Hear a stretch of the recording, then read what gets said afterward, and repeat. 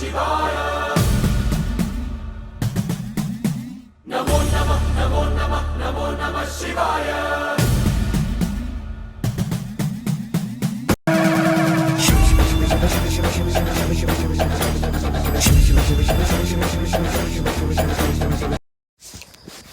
పురాణం 10వ అధ్యాయం. అజామిళునికి విష్ణుపద ప్రాప్తి. యమకింకరులారా, మీ ప్రభువు మీకేమని చెప్పెను? అసలు పాపమనగానేమి, పుణ్యమనగానేమి చెప్పుడు. ఆ మాటలు విని యమదూతలు, విష్ణుదూతలారా, సూర్యుడు, అగ్ని, వాయువు, ఆకాశము, గోవులు, సంధ్యలు, దివారాత్రములు, దిక్కులు, కాలము ఇవన్నీయు మానవులు చేయు పుణ్య పాప కర్మములకు సాక్షులు.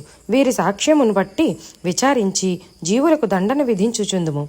వేదశాస్త్రములు చెప్పిన మార్గము విడిచి స్వేచ్ఛగా దురాచారులై నడుచు వారిని మేము శిక్షింతుము. బ్రాహ్మణుని, గురువును, రోగిని కాలితో తన్నేడివాడిని, తల్లిదండ్రులను ద్వేషించు కొడుకులను శిక్షింతుము.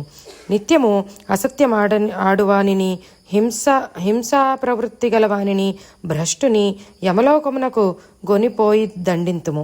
ఇవి ఇచ్చిన దానిని తిరిగి అపహరించువానిని, దయాశాంతులు లేని వానిని మేము దండింతుము.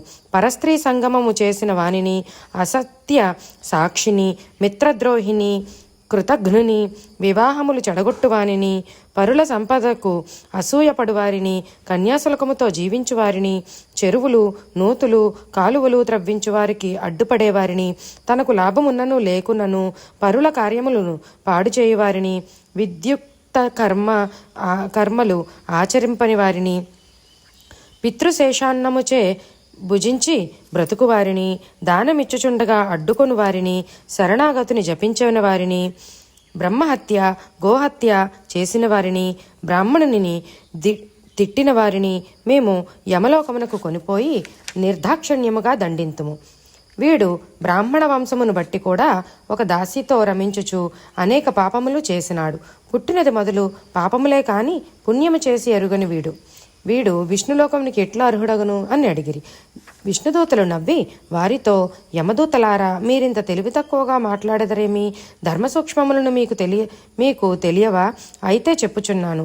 పశ్చాత్తాపము చెంది భగవచ్చింతన చేయువారికి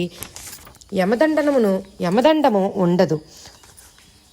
నిష్కామ కర్మము చేయువానికి అన్నదానము, గోదానము, వృషోత్సర్జనము చేసిన వారికి, చలివేంద్రమును పెట్టిన వారికి, విద్యాదాతలకు, పరోపకారులకు యమలోక ప్రాప్తి ఉండదు. శ్రీహరిని పూజించినను, ఆయన సన్నిధిలో జపము చేసినను, పేద బ్రాహ్మణులకు వివాహోపనయనములు జరిపించినను అతడు యమలోకమును చూడడు. ప్రయాణికుల విశ్రాంతికి గృహములు కట్టించిన వానికిని, అనాథ ప్రేతములకు సంస్కారములు చేసిన వానికిని, సాలగ్రామార్చన చేసి తీర్థము పుచ్చుకొని నమస్కరించిన వానికిని, తులసీమాలికను మెడలో వేసుకుని హరిని పూజించిన వానికిని యమదండనము లేదు.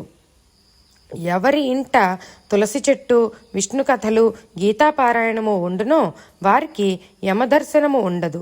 సూర్య, మేష, తుల, మకర సంక్రమణములందు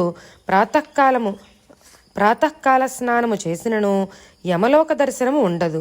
రుద్రాక్షమాలికను ధరించి జప, దాన, హోమాదులు చేసినను దొంగ, త్రాగుబోతు, మిత్రద్రోహి, బ్రాహ్మణ హంతకుడు,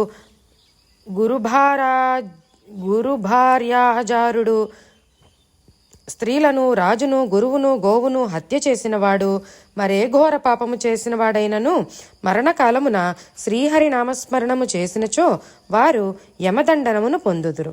పరిహాసము కోసము స్మరించినను పుణ్యమే. ఈ అజామిలుడు మరణ సమయమున కొడుకును పిలుచు నెపముతో హరినామస్మరణ చేసినాడు.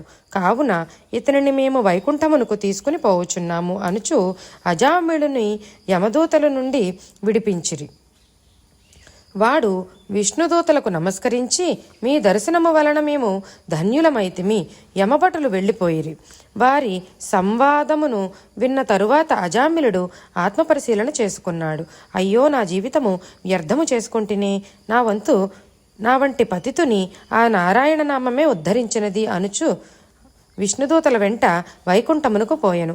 వశిష్ఠ మహర్షిచే చెప్పబడిన స్కాంద పురాణమందలి కార్తీక మహత్య పారాయణము 10వ అధ్యాయము సంపూర్ణం.